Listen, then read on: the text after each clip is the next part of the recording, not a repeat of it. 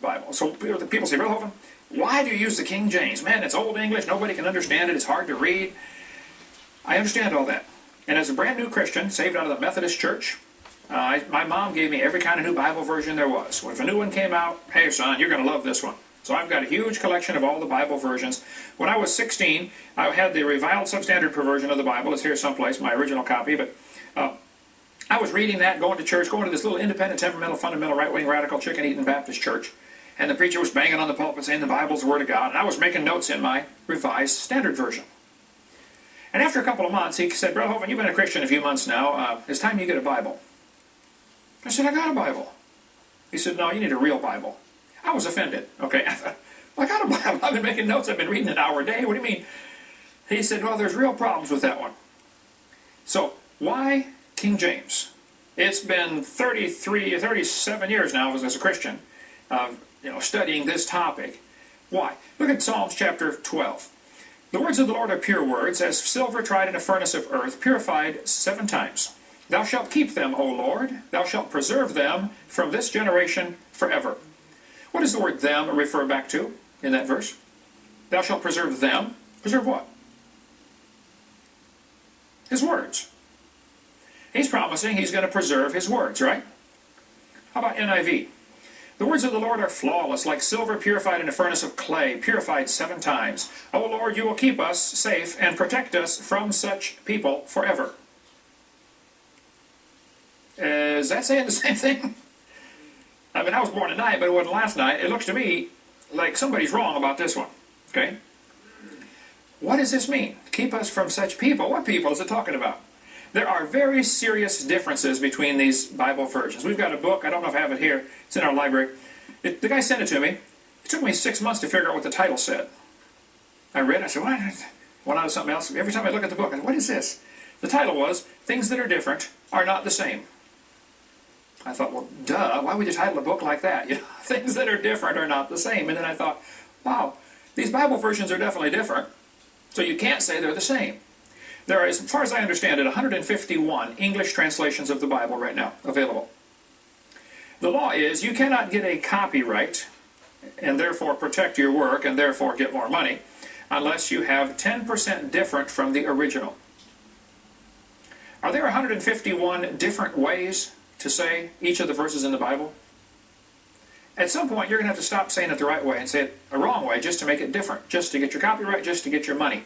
Love of money, root of all evil. Here's a quick story. We can take an hour on this one, but right after the time of Christ, the disciples were writing their books, and they were being persecuted and spreading out, and people were copying these letters and copying the Gospels and spreading them out. Persecution hit the church, and they spread out everywhere. And for the next 1,000 years, it was horrible persecution against the church. And if they caught the heretics, the Christians, they would burn them at the stake and burn their Bibles. Well, people were spreading the Word of God around, making all kinds of copies. It takes about 10 months to write out a copy of the Bible using a pen. Now, you don't even have a good ink pen. You got a feather, and you got to keep dipping it in the ink and keep cutting a new point on it. You don't even have a good ink pen, nor do you have good paper to write on. Lumpy parchment, stuff like that, or leather. But anyway, with all the obstacles they had, plus, being persecuted, it took about 10 months to handwrite a copy of the Bible. Well, they're making all these copies. By the time you get to 15 and 1600s, persecution lets up, and so people decided to collect the Bible copies together from all over the world and compare them and put it into English. Now keep in mind, some of these copies of the Bible had not seen each other in 1,000 years. There might have been people in France that were copying the Bible, and people in Africa copying the Bible, and people in China copying the Bible. And you can only use a book so long and it wears out. I've got, I don't know how many, absolutely worn out Bibles. Okay, I think I have probably 5 or 6 that I've just they're shot, okay?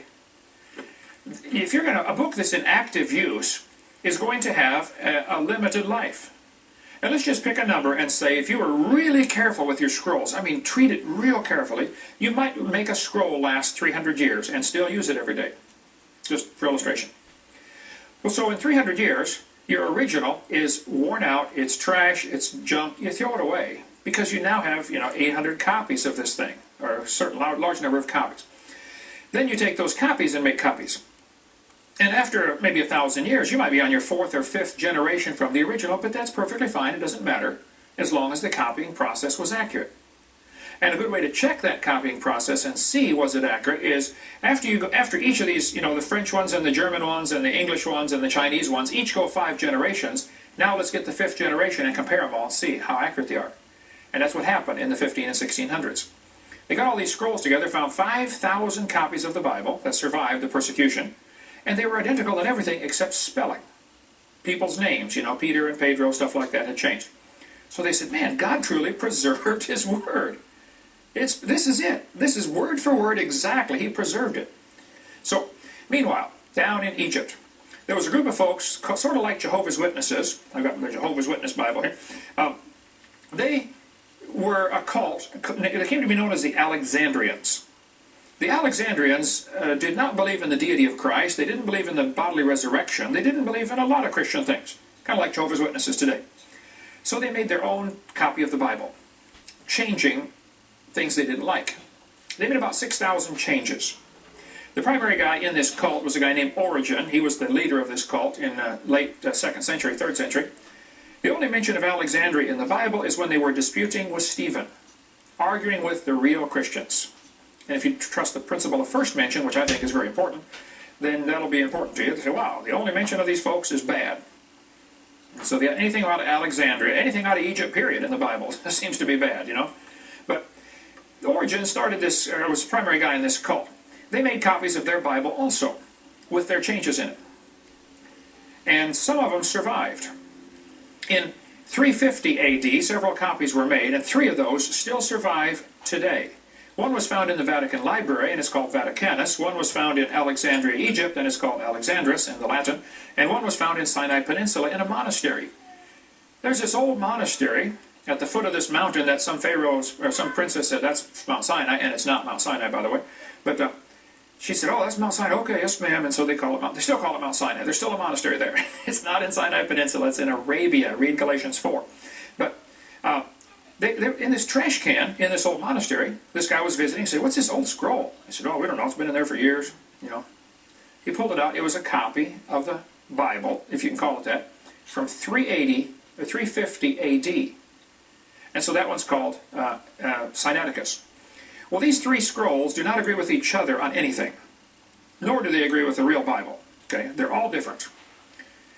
The Catholics, or the monks, translated these 3 ancient scrolls into Latin centuries ago, and it became known as the Latin Vulgate. Vulgate for vulgar means the common language. Okay. Then the Catholic, by the way, the Latin Vulgate was a really good translation of a bad book. Then the Catholics came along in 1582 and translated the Latin Vulgate into English with the Douay Confraternity or the Douay-Rheims version of the Bible. And that was a really good translation of a bad book. Then 2 guys named Westcott and Hort came along. I've got their book here someplace on the table. Westcott and Hort came along, and they were going to make a new, here we go, the Westcott-Hort Only Controversy. A little bitty booklet about, if you want to study this, just $2 from our ministry. Westcott and Hort were 2 Greek scholars. I don't know if they were even Christian or not. They probably claimed that they were, like a lot of people do. Okay, but they took these 3 old ancient manuscripts. They didn't agree with each other, but their thinking was, these are older, therefore they are better.